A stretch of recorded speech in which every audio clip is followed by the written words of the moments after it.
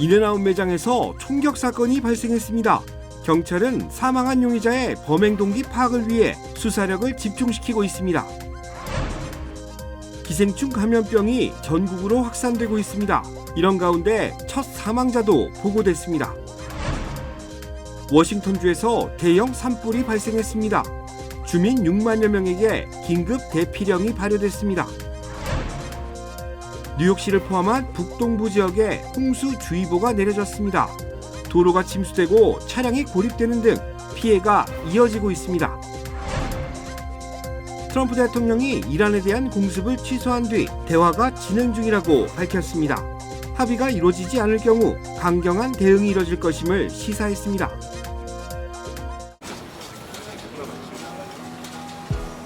오늘의 가능성에게 내일의 금융을 쉽지 않은 도전에게 쉬운 금융을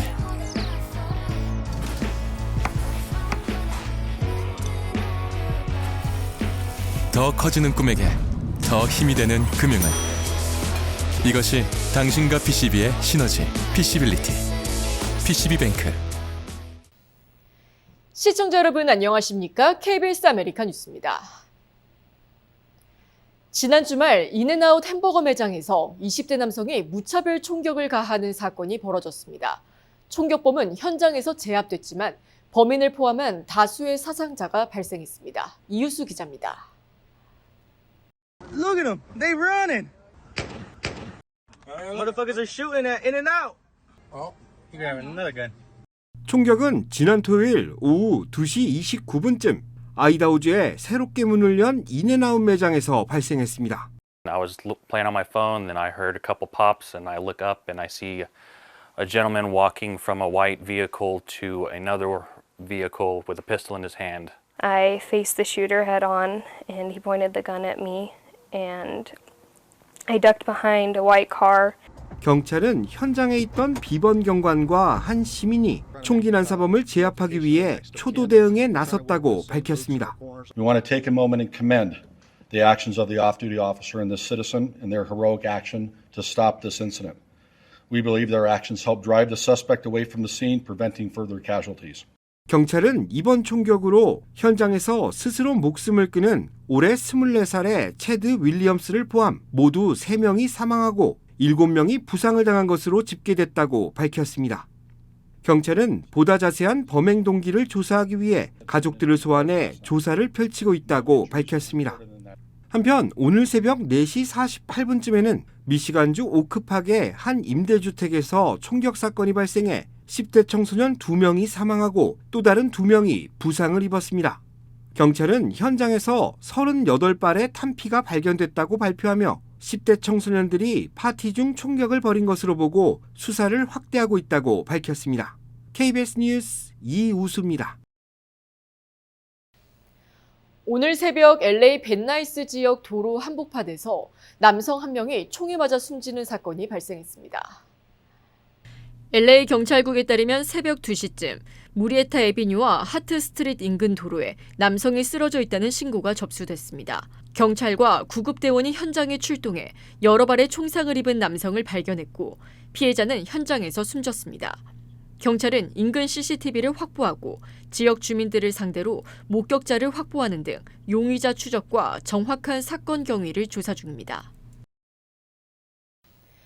미 전역에서 기생충 감염병이 급속도로 확산하는 가운데 첫 사망자가 발생했습니다. 미시간주 보건복지국은 기생충 감염과 관련된 사망자 2명이 보고됐다고 발표했습니다.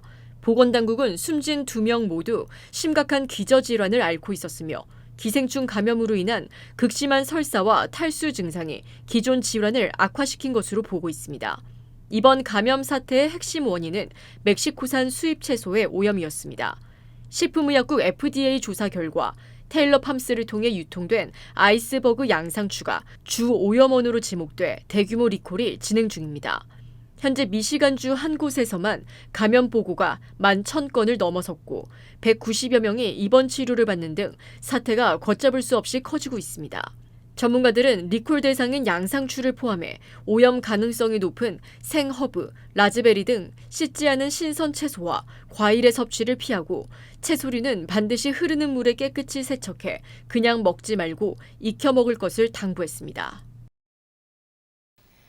미 태평양 북서부 지역에서 강풍을 타고 대형 산불이 급속히 확산되면서 6만여 명에게 긴급 대피령이 내려졌습니다. 가장 피해가 큰 워싱턴주 제2도시 스포켄 일대에서는 동시다발적으로 발생한 산불이 주택가를 덮쳤습니다. 이로 인해 불과 며칠 만에 주택과 상가 등 건물 600여 채가 잿더미로 변했습니다. 워싱턴주 정부는 즉각 비상사태를 선포하고 연방재난관리청 피마에 지원을 요청했으며 4,000명 이상의 소방대원과 군이 진화 작업에 투입됐습니다. 하지만 강한 바람과 건조한 날씨로 인해 진화율은 현재도 0%로 여전히 불길을 잡지 못하고 있습니다. 최신 업데이트에 따르면 바람은 다소 약해져 일부 진화선이 구축되고 있으며 다행히 인명피해는 보고되지 않았습니다. 오리건과 아이다호, 유타주에서도 대형 산불이 잇따르며 미 서부 전역으로 피해가 커지고 있습니다. 그런가 하면 미 동부 뉴욕 일원에는 폭우로 비상입니다. 도로가 잠기고 나무가 쓰러지면서 혼란도 빚었는데 뉴욕시와 뉴저지에는 홍수주의보까지 내려졌습니다. KBTV 김은지 기자입니다. 뉴저지 뉴워크에서는 도로가 물에 잠기면서 차량들이 멈춰섰고 운전자들은 차를 직접 밀어 물이 없는 곳으로 옮겼습니다. 패터슨에서는 세인트 조셉 병원 인근에 차량들이 고립됐고 웨스트우드에서는 하천 주변 도로가 침수돼 일부 구간이 폐쇄됐습니다. 퀸즈빌리지의 크로스아일랜드 파크웨이와 86에비뉴 인근에서는 대형 나무가 차량을 덮치고 주택 일부를 파손했습니다. 쓰러진 나무가 도로 전체를 막으면서 통행에도 차질이 빚어졌습니다. 한인들이 많이 거주하는 플러싱에서는 침수 재발에 대한 우려가 컸습니다. 불과 2주 전 폭우로 주택 지하층과 차고가 물에 잠긴 뒤 주민들은 반복되는 피해를 막기 위한 장기적인 배수시설 개선을 요구했습니다. 피해는 다른 지역에서도 이어졌습니다. 커네티컷 웨스트포트에서는 I-95를 달리던 전세버스 위로 나무가 넘어져 탑승자 일부가 가벼운 부상을 입었습니다. 롱아일랜드 스미스타운에서는 선로에 쓰러진 나무를 롱아일랜드 레일로드 열차가 들이받았습니다. 기관실 유리창이 파손됐고 한 명이 경상을 입어 병원으로 옮겨졌습니다.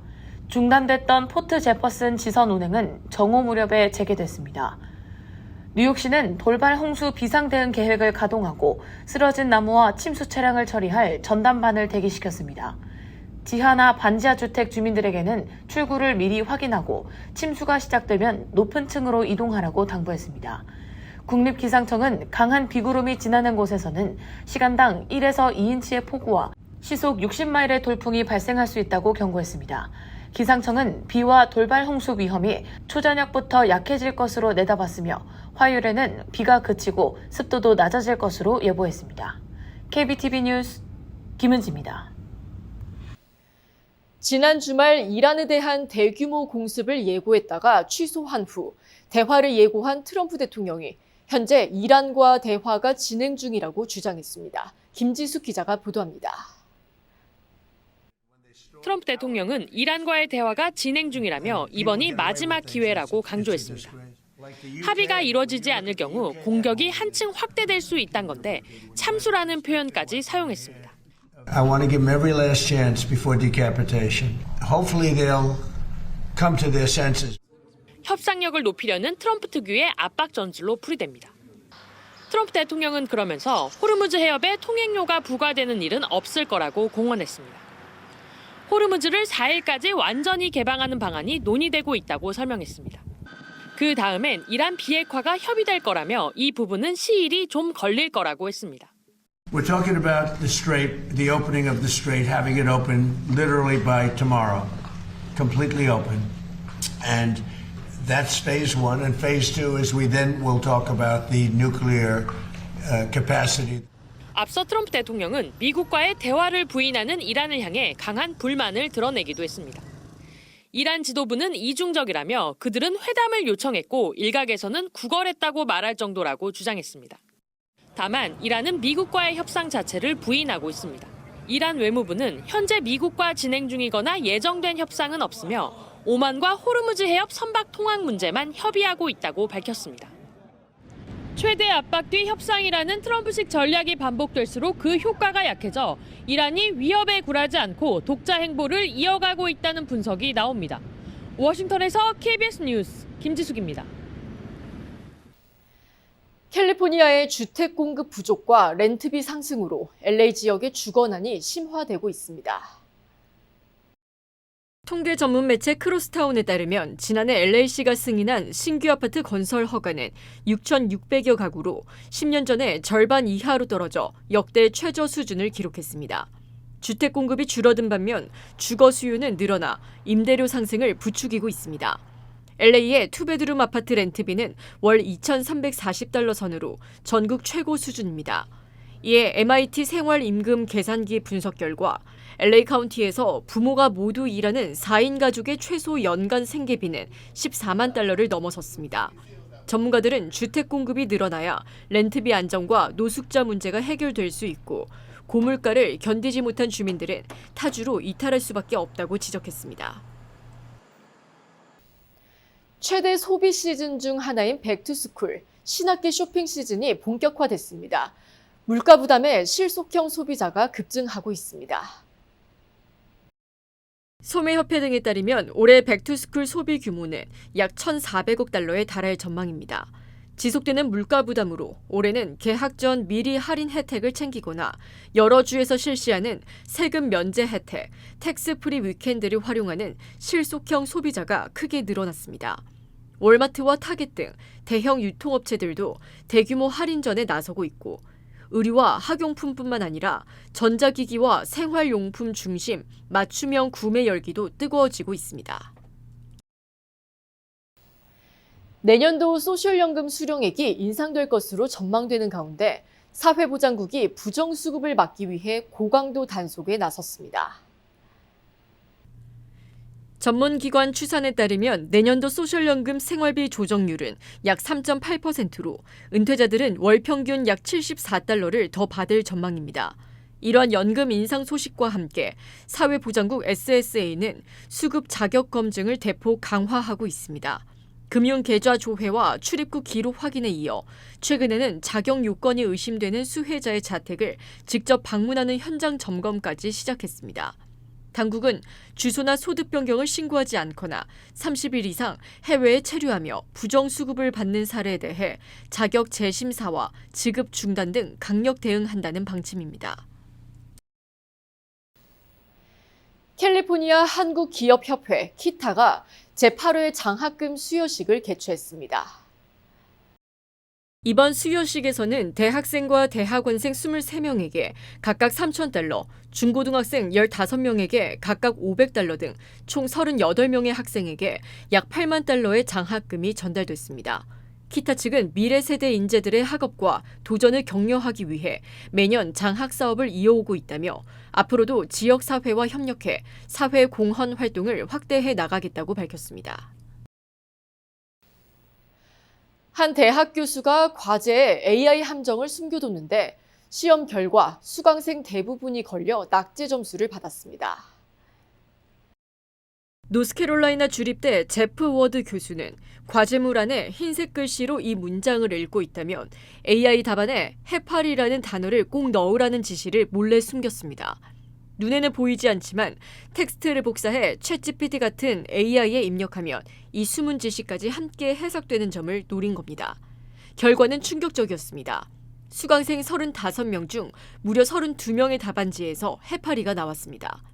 학생 90% 이상이 AI가 써준 답을 읽어보지도 않고 그대로 제출한 겁니다. 교수는 AI 활용보다 검증 없이 의존하는 태도가 문제라며 경종을 울렸습니다.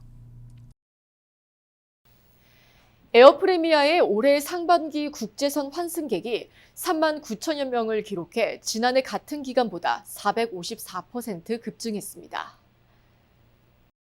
이번 에어프리미아의 발표는 한국 국적항공사 중 세 번째로 높은 환승 비중으로 미주 장거리 노선과 아시아 주요 도시를 연결하는 네트워크 경쟁력이 주요했던 것으로 분석됩니다.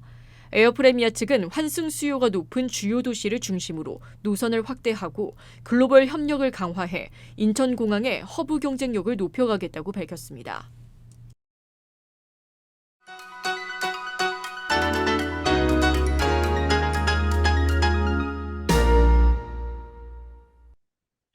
주식시장은 오늘도 상승했습니다.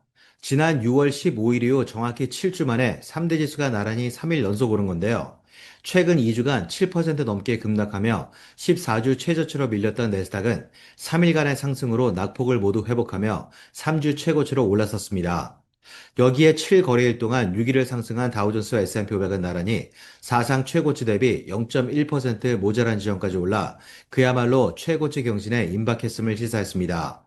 주말 사이 트럼프 대통령이 이란에 대한 공격을 전격 보류했다는 소식에 국제유가와 국제금리는 급락했습니다. 더욱이 ISM 제조 PMI는 전망치를 웃던 4년 2개월 최고치를 기록하며 매수 심리를 자극하는 추가 호재로 작용했고 매그니피선트 7 가운데 3개월 만에 사상 최고치를 경신한 아마존은 시가총액 3조 달러를 돌파하며 기술주들에 집중된 패닉 바잉을 이끌어냈습니다. 다만 어닝 시즌 중 가장 바쁜 주인 이번 주에는 스페이스X, AMD, 샌디스크를 비롯한 대표 기업들의 실적 발표와 함께 구인 건수, ADP 민간 고용, 비농업 부분 취업자 수 등 주요 고용 지표도 잇따라 발표되는 만큼 변동성이 커질 수 있다는 긴장감은 사라지지 않았습니다. 지금까지 김재한이었습니다.